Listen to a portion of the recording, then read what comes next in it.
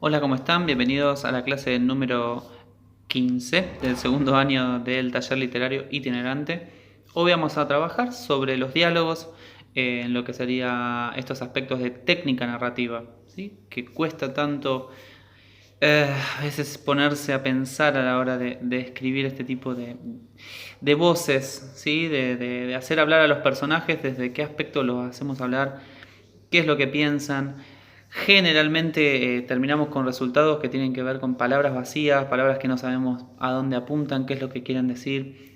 No estamos de acuerdo con que si sean o no creíbles, no, nos parecen un poco o muy funcionales o palabras vacías. Bueno, los diálogos son difíciles en general en narrativa y vamos para tratar de pensarlos mejor y tomar conciencia de ciertos recursos, vamos a trabajarlos desde un género que es, digamos, la madre de los diálogos en cuanto a los géneros discursivos, que es el teatro, que trabaja directamente con las voces de los personajes, desde la escritura y también desde la realización, que son dos momentos completamente diferentes.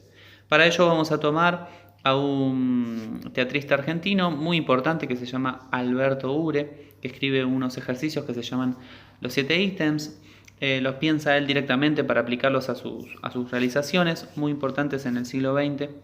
Un autor que es interesante, más que un autor, un realizador, un director, porque hay solamente una obra de él. Lo que sí está interesante es revisar sus libros teóricos. A que le interese esta clase puede revisar, están en internet y también lo tengo yo como material para descargárselo y mandárselo en forma privada si les interesa.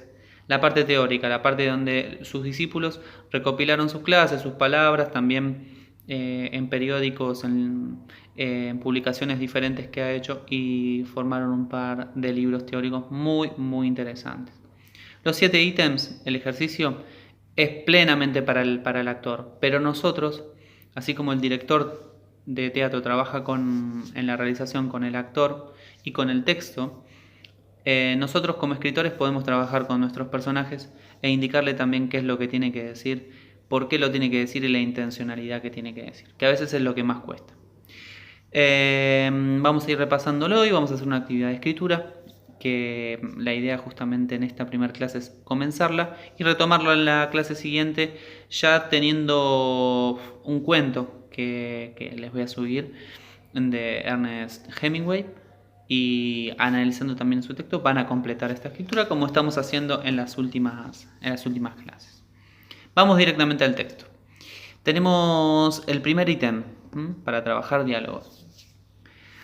Hace mención a la parte discursiva de los personajes, es decir, el aspecto teórico, que cada palabra, cada frase que apele a una idea acerca del discurso que envuelve. Por ejemplo, bueno, ahí tienen algunos ejemplos en cada uno que los da Alberto y y con eso ustedes lo van a poder graficar. Después cuando yo les pase el texto de Ernest Hemingway en la próxima clase van a poder hacer un análisis, que es lo que se les va a pedir, y con eso también van a buscar en sus textos, en sus producciones, y pueden hacer el mismo trabajo sobre sus propios textos, que es a lo que apunto, ¿no? A la metodología de trabajo que apunto. Entonces, creencias, filosofía, todas aquellas frases que refieran a la moral del personaje. Esas son las que se refieren en el primer ítem. La segunda dice tiene la carga de la repetición. ¿Sí? La carga de la repetición es aquello que ya se había dicho antes, alguna repetición de algo que ya se ha dicho en el mismo texto, ¿sí? O en algún momento de un contexto anterior. Una vez más repito, nada más en este sitio, o acepta mis consejos, ya te lo he dicho, todo este tipo de mensajes que apelan a algo que se haya dicho anteriormente. En el ítem número 3 es lo que se dice por primera vez. Fíjense, en relación con el ítem anterior es completamente lo contrario. No se repite, es algo que se revela, es justamente una especie como de primera revelación de algo, que sería una abundancia, pero bueno. En el cuarto ítem tenemos aquellas frases que apelan a la autorreflexión, ¿sí? Aquello que se dirige hacia adentro del personaje, ¿sí? La palabra refiere a sí mismo, son autorreflexiones y generalmente en el texto, en teatro puede pasar, pero también el personaje en narrativa también hay muchas de esas frases que refieren a sí mismo. Hay mucho monólogo interior en narrativa. Acá estamos hablando de diálogos, ¿sí? De aquello que se dice.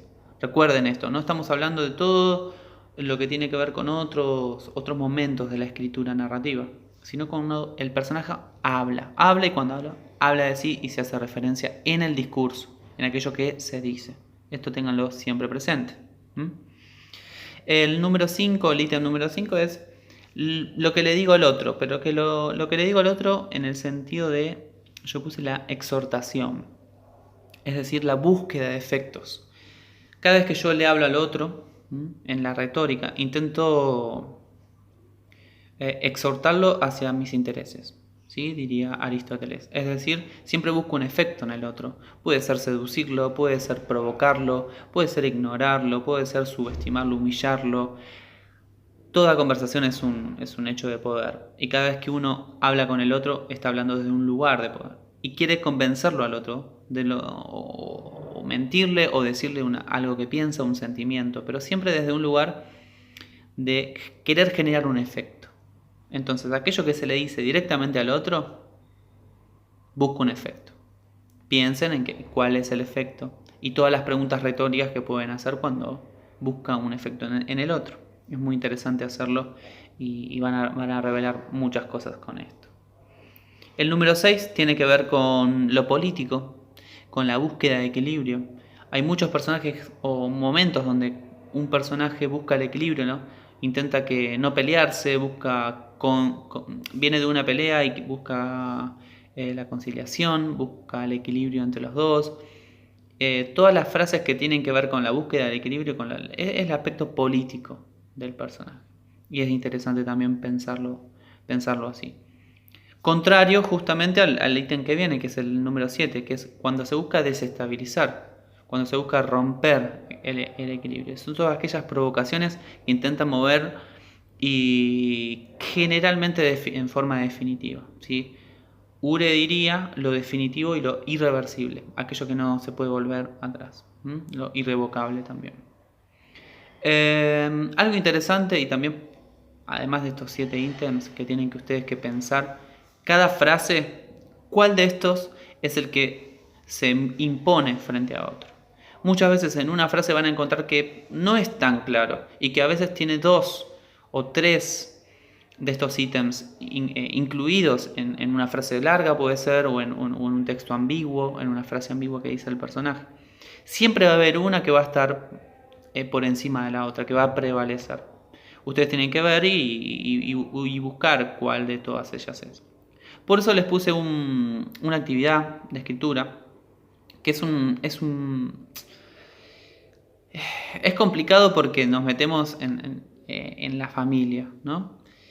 Y en la familia siempre hay un contexto de entendidos y de sobreentendidos, ¿sí? La gente se conoce justamente de sangre, se conoce muy bien. Entonces las cosas que se dicen entre familias que son importantes están envueltas en muchos códigos, dentro de muchos sobreentendidos. Y nosotros lo colocamos en un almuerzo familiar, como habrán visto, en este caso un asado, para llevarlo a la parte argentina, ya que estamos en teatro y viendo a Ure. Tienen para pensar ahí quiénes son los participantes de esta comida. Y cada vez que ponen una frase, piensen a dónde es que va a apuntar cada uno de los personajes con eso. Ya hay un conflicto, ya lo propuse, el tema de la herencia.